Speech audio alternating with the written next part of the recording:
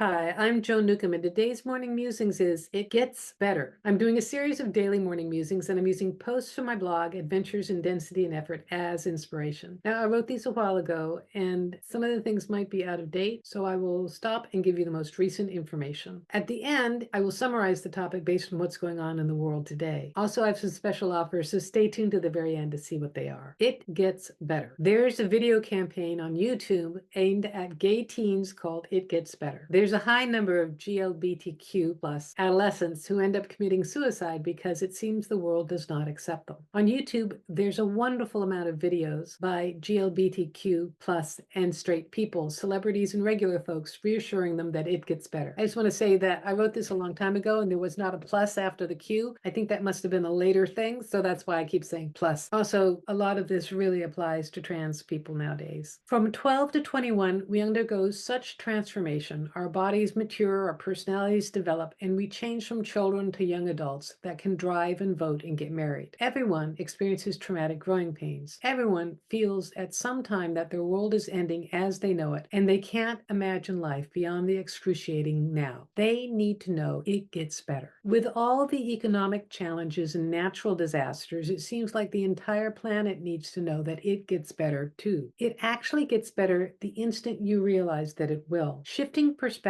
in the moment can alleviate a lot of discomfort. If you realize that this moment is temporary, it can be easier to get through. Whether you're stuck in a traffic jam or visiting your in-laws, at some point things will change. From consciousness viewpoint, this lifetime happens in the blink of an eye. There is no separation from loved ones because we're all still connected on the non-physical level. Even when we're experiencing illness or loss, there's an aspect of us that is pure joy and unity. There is no lack or poverty because our higher self is creative energy and abundant. It's possible to know that even when not feeling it. So no matter what is going on in your life, no matter what in your life is disintegrating, no matter how strongly you identified with it, know that it is giving away to something greater, to greater emotional depth and greater connection as consciousness. Lean in as your expanded self, and this will become clear. Collectively, we are all growing towards the light. We all are tipping over to expanded awareness. On this level, it not only gets better, it already is better. So I'm reflecting because when I was 16,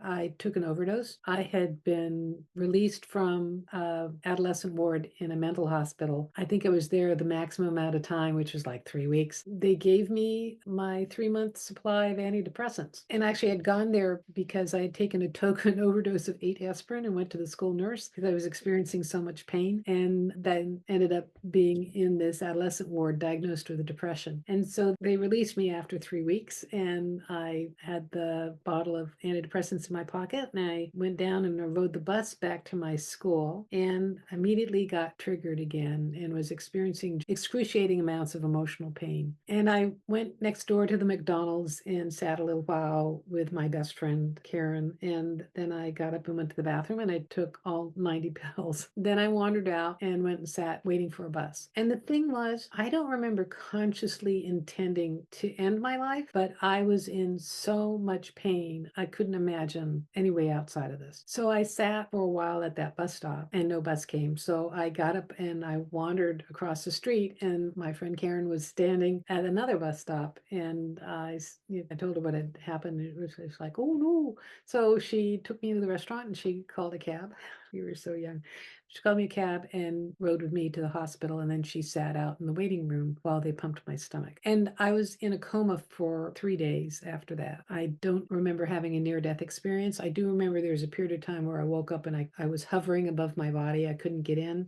A nurse came in and I told her that. And I do kind of remember my parents coming to and fro. And then I was released from the hospital, and we had a meeting with my psychiatrist who I had been seeing from before. And my father completely lost it in the room with her and said that they had no hope for me. I would never finish high school. I'd never go to college. I'd just end up in a brothel somewhere. And that's because they'd found an empty pack of birth control pills in my pocket.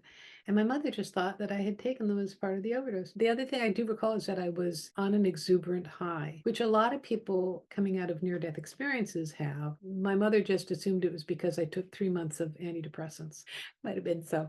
So I ended up agreeing to go back into the mental hospital over Christmas. And based on, I believe, on my father's behavior, they decided that I not go home after that, but stay at the Y. It turns out there was a floor on the Y that, was for kids in these circumstances. And then I finished the year of high school taking a bus across town to a completely different high school. I might as well just say that after that, my parents moved to Sweden and I went to an early college instead of finishing high school. And in that early college, I learned from friends from high school about a drama school in London. And I signed up for that as my independent study for my spring course. It was over the summer. And when I went to London, I told my parents I wasn't going back to college, and I stayed in London for a year and auditioned for drama school, and I got into one. Nobody had heard of the drama school at the time, but it's the one that Pierce Brosnan and Colin Firth and somebody else whose name I just lost. He was in one of the Star Trek shows.